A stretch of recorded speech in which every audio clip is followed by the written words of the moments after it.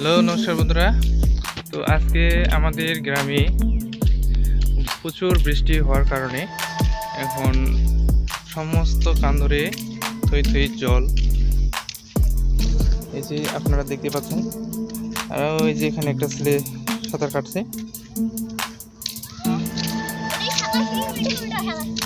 ঠিক আছে, সুন্দর। এই যে এটাকে গ্রামের ভাষায় পুল বলে। এখান থেকে পানি নিষ্কাশিত হয়, এখান থেকে এই পাশে চলে যায় দক্ষিণ পাশে। তো আমাদের গ্রামে তো প্রচুর বন্যা হয়েছে।